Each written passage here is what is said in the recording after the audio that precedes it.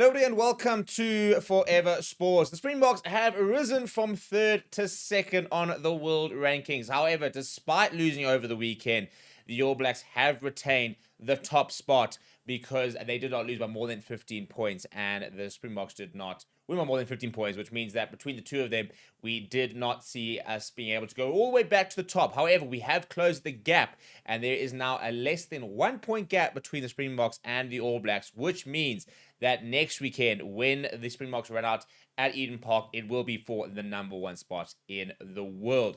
Before we go look at the rankings, please do smash a like on the video. Please do subscribe to the channel as well. Let me know what you think of the world rankings, for example, in terms of what are they looking like at the moment.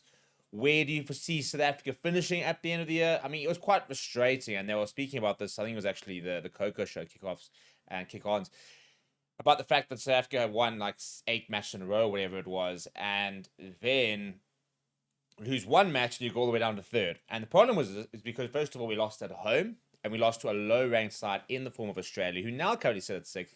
But I think we're down at 7th when they beat us in the first test. Obviously, there's a big turnaround for them. If you win away, if you win more than 15 points, for example, these are big things that impact your world rankings quite a lot. And if you lose to a side ranked quite far below you, you can plummet quite quickly, which is quite frustrating given the fact that you generally only play, sides in the top 4, maybe 2 of them a year. We're lucky in that we get 2 games against the All Blacks, who generally find themselves within the top 2, 3. But that's also the problem with the world rankings, that you don't always get to play against teams who are that highly ranked, and you then want to almost try to experiment, for example. But if you lose those games when you try and experiment, then you do run the risk of dropping down quite quickly. And that's what we saw last week. All of a sudden, we went from being top of the world to being down to third, dropping below Ireland, despite the fact that they haven't played since about, April? So in terms of what the rankings look like, this is what they do look like. So you can see New Zealand sitting on top, 90.72 points. We were down, I think it was on about 92 points odd before the game against Australia. We then dropped down to third place, below Ireland. However, with that win against Australia, we have managed to go above Ireland, but just. I mean, we're talking about, 18.18 points on the world rankings table. So really not much separating the top 3 sides. I mean, just over 1.6 odd points between New Zealand and Ireland. So the top 3 quite settled at the moment. You've then got France down in 4th place, a couple points behind Ireland, England in 5th place, Australia, Argentina 6 and 7. Now they've got opportunities to rise, because they are playing against sides which are higher than, quite far behind them in a couple of weeks' time. So obviously next weekend they play against each other. Argentina playing in Australia means Australia will be able to gain ranking points with victories over Argentina, but not as many as Argentina can gain against Australia if they were to beat them, especially if they were to beat them by more than 15 points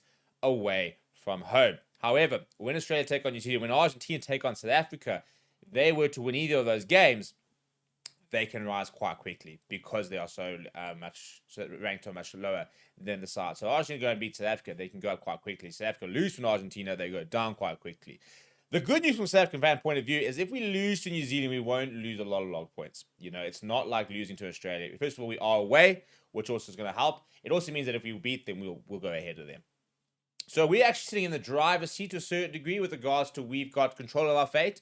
We beat the All Blacks. We beat them twice, for example. We'll go back to the top of the world rankings, and we'll probably have a bit of a cushion as well. The biggest problem for us is at the end of the year, we've got some big games. Ireland and France as well. But again, you win those games, you keep yourselves at the top. We're then playing Italy, Japan, as well as Wales. None of those sides, apart from Italy, actually even in the top 10. Italy currently 10th. So those kind of potential banana peels, you just don't want to make sure you lose to them because you don't really gain ranking points during those games. But if you lose, well, then you can plummet. Absolutely plummet. And as we keep saying, the reason these world rankings are important this year is the World Cup draw takes place in December. And based on what we're going to see on the rankings, it's kind of where the pool's going to be ranked. You're going to have seedings, for example. So it is a bit close to the World Cup. Last time it happened 3 years before, and all of a sudden we had a group of death with South Africa, Scotland, Ireland in the same pool going into the World Cup. 3 of the top 5 in the same pool. And probably one of the biggest injustices is the fact that Scotland did not go through to the quarterfinals. And for example, if Fiji did, even though Wales did, and they were all ranked, quite far down. I mean, Fiji weren't even in the top 10. was amazing for Fiji and really cool to see them go there. But the reality is they were not a better side than Scotland. But because of the way that the rankings were at the time of the draw, which was far before the World Cup, that then sort of ended up happening. So it is a year where the World rankings, matter. At the end of the day, we want to be number one spot at the end of the year, at least number two spot. Make sure we're in those top two, ideally rankings, so that we can get a decent pool. What is going to be interesting is how things will change in the next sort of year, 18 months going into the World Cup. So, I mean, I see Australia trending up, to be honest. I see Scotland at this stage. I don't really see that many signs that they're going to move much. I think Wales, if they can get things right, could potentially trend up. But it's going to be interesting to sort of see. I think at the moment we're seeing a rugby world order where your top 7 are quite close.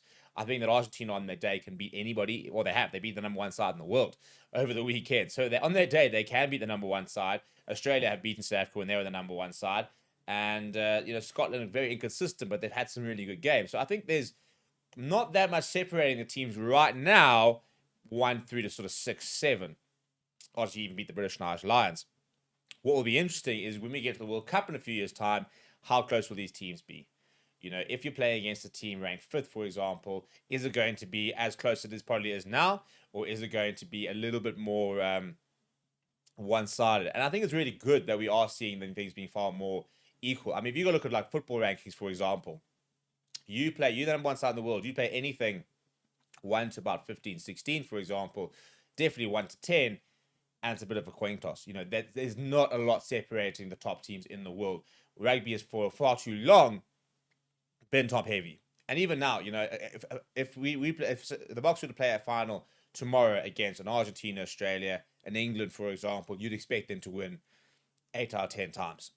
Against France, Ireland, New Zealand, it gets a bit more complicated. But you don't want it to just be the top 4 teams completely dominating the World Rugby. And that's why it's good that, for example, Australia did beat the Boks and Argentina beat New Zealand, for example, and that we've seen these type of results because we want to make sure that we kind of close the gap. Because you want to go into a World Cup where quarterfinals can go either way. Previously, we've had World Cups where, quarterfinals, not from the South African perspective, because we had to beat France, then England, and then New Zealand. England, I think we probably just didn't play as well as we should have. And I think probably struggled more than we maybe anticipated. But previously, quarterfinals have kind of been like, well, that should be pretty comfortable. And then semi-finals, finals becomes where it's quite difficult and really sort of have to up the ante.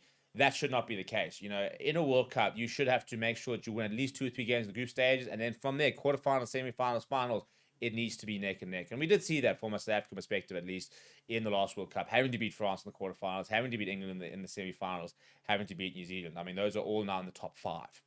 So we beat everyone bar Ireland on the way to winning that World Cup during the playoffs. And that's play Ireland during the World Cup, which is why that 2023 World Cup win, for example, is so remarkable. The question is, how do you see these rankings sort of ending off for the Rugby Championship? Let me know down in the comments below. Smash a like on the video. Subscribe to the channel as well. Thank you very much for watching. My name is Steve. I'll chat to you soon.